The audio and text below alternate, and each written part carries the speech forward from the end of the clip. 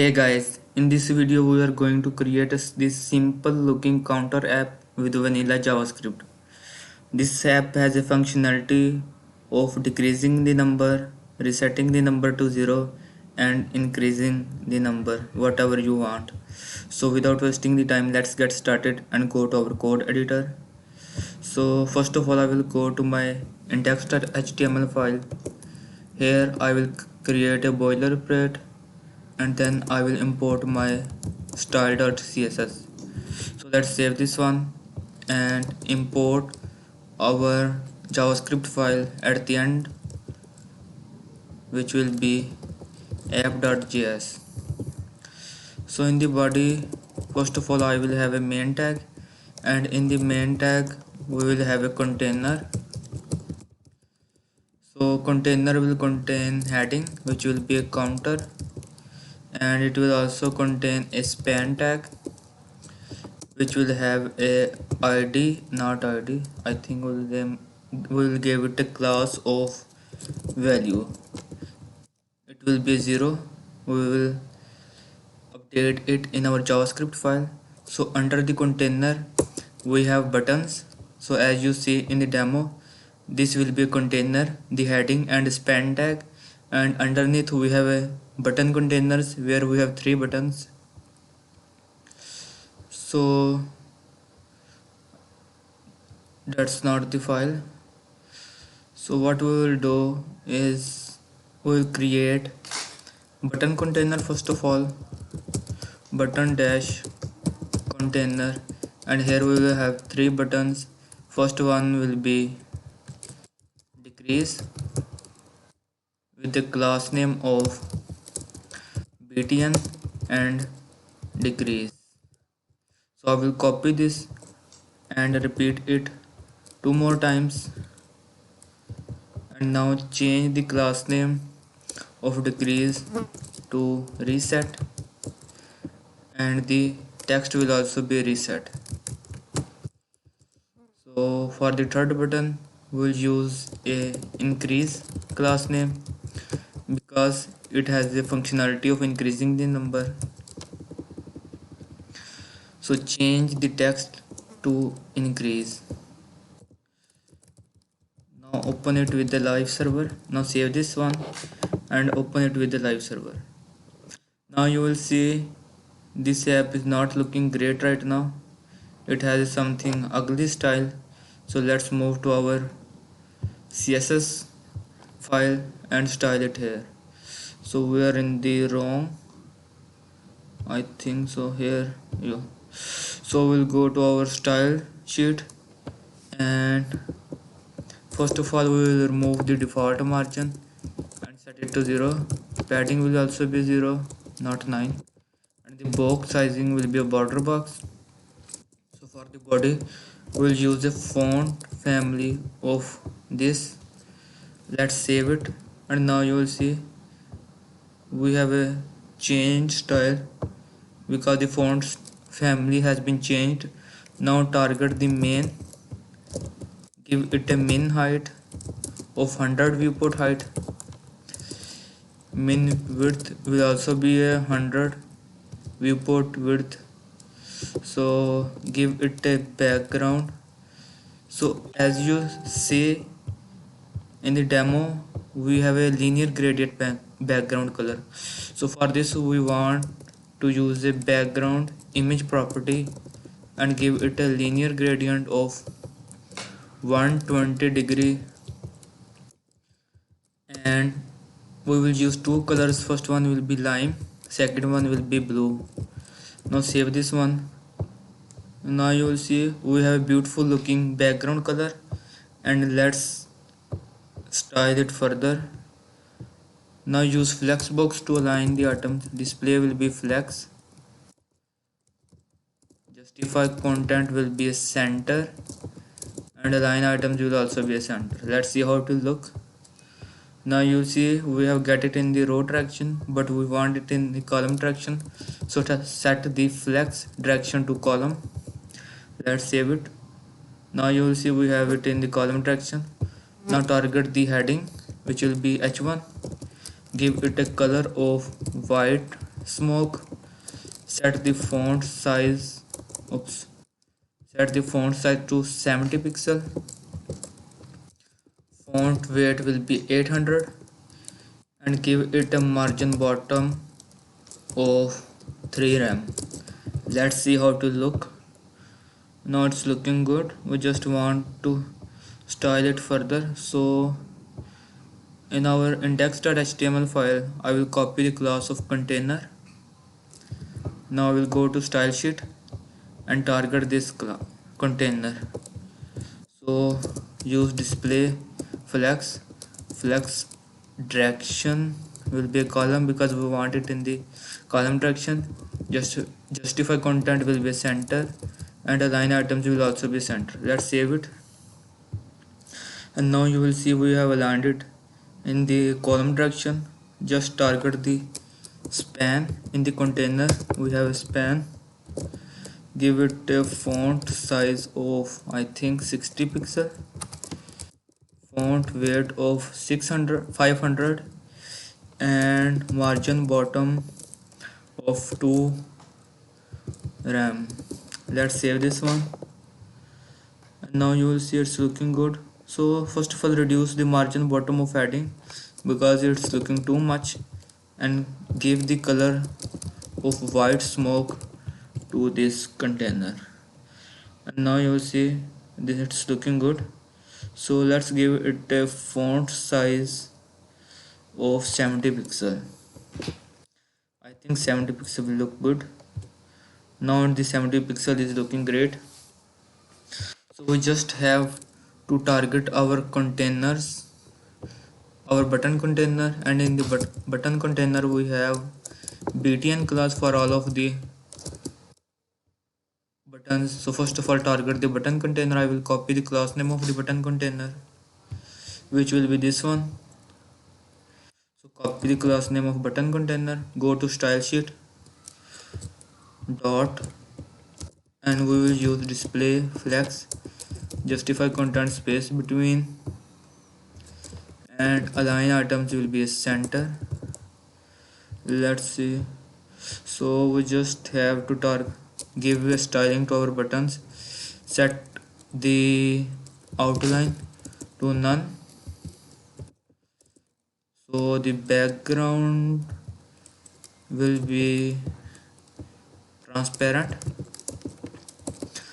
Padding will be 8 pixel from top and bottom and 24 pixel from left and right. Let's see how it's looking. Now you will see we just have to set some of the properties, such as set the border to none. Let's see in the demo. So the border will be red for decrease, blue for reset, and green for increase. So let's go to our style sheet and change the color to white. So the color will be white one, which will be white smoke, and border will be 2 pixel solid white smoke. Increase the font size to 20 pixel. Oops, not XP, PX, which stands for pixel. Font weight will be, I think 400 will be enough. Cursor will be pointer. Let's see how it's looking. So here you will see it's looking good. We just want to give them a margin. So give it a margin. Margin will be, I think 1 rem will be enough. Now you will see we have a margin of 1 rem, or we can say let's give it a margin of 0.5 rem.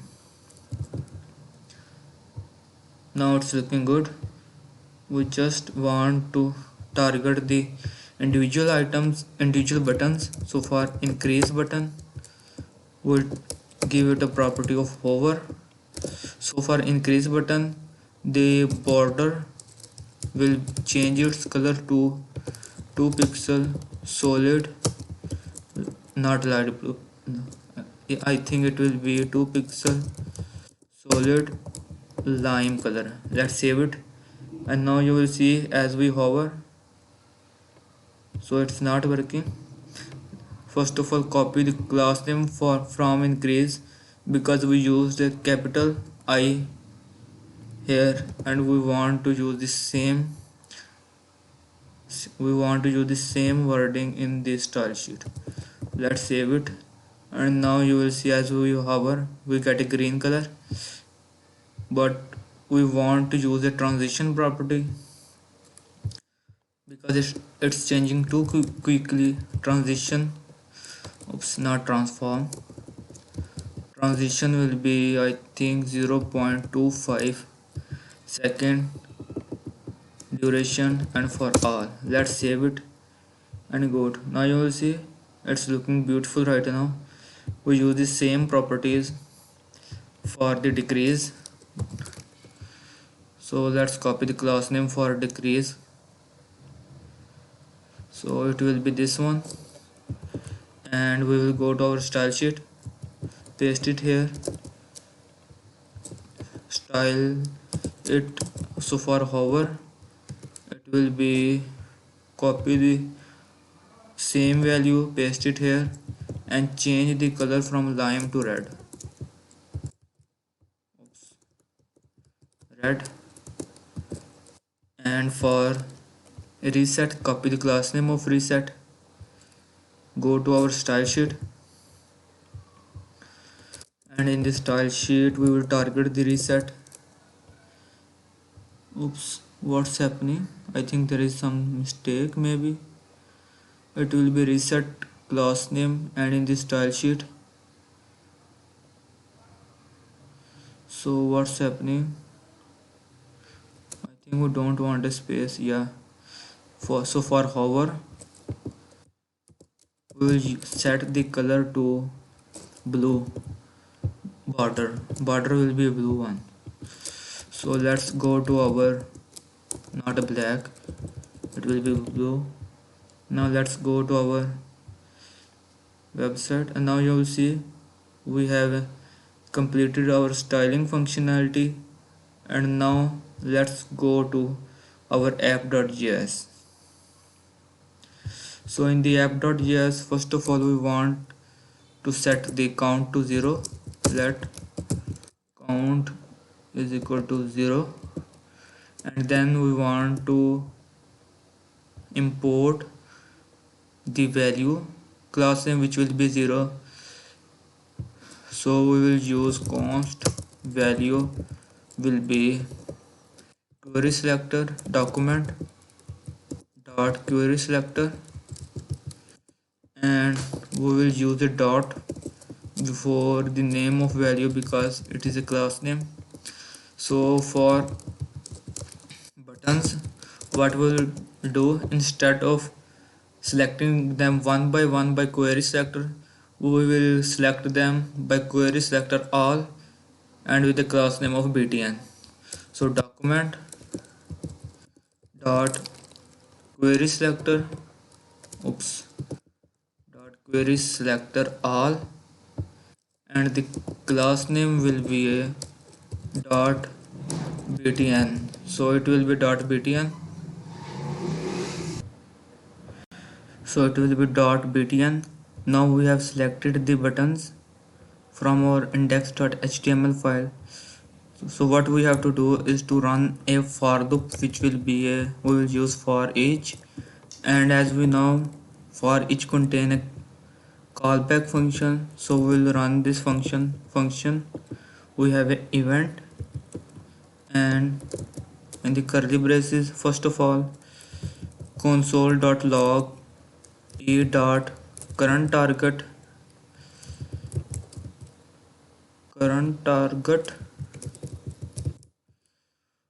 First of all, what we have to do, we will get a button and we have to run edit an event listener. So first of all we will get a button, and in the button we will add a btn dot add event listener, and the event listener will be a click, and we have a callback function which will be this one, and this callback function will contain an event. so it will be equal greater than sign, and then now we have to console.log e dot current target dot class list. So we will see which class list we are getting. So let's save this one and go to our website. Now go to console, and here you will see by clicking the button. Now if I am clicking the increase button, we will getting an increase functionality and its class name, which is btn increase. So let's go to our file, and now you will see it's working. So we will give it to const styles and give it the same value e dot current target dot class list. So now what we will do, we will run an if statement. So if styles dot contains, if the style contains an increase class,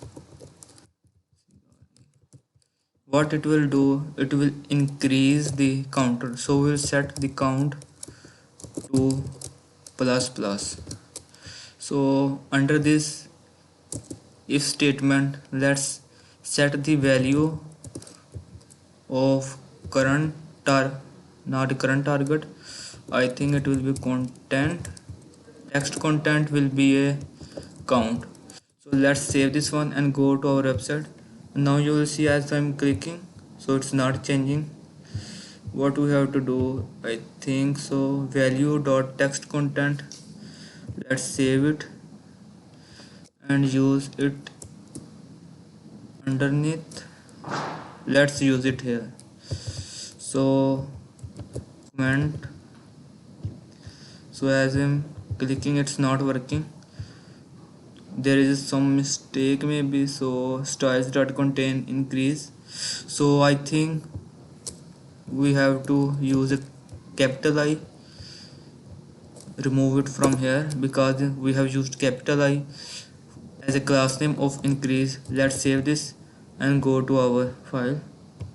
Now you will see as I'm clicking the increase button, it's increasing the text or the value. So we have to do the same functionality for reset and decrease.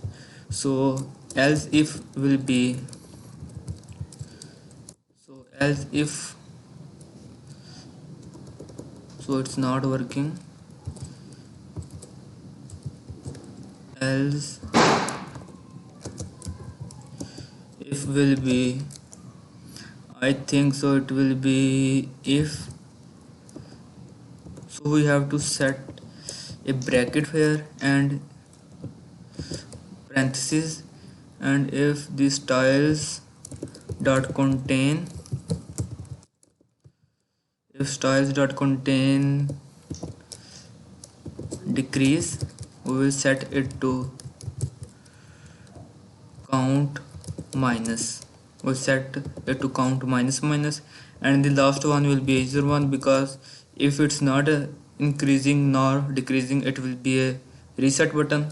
So set the count to 0. Now save this one and now go to our file, our website. As you see, as we hit a decrease, it's decreasing, as we hit a reset, it's set to 0, and as we are increasing, our counter is increasing. So this is the end of the tutorial. So if you like the video, so smash the like button and subscribe to this channel, because I usually upload daily project videos about front-end development. So have a nice day, because this is the end of the tutorial. So you should subscribe to this channel. Tell me pretty lies, look me in the face, tell me that you love me, even if it's fake.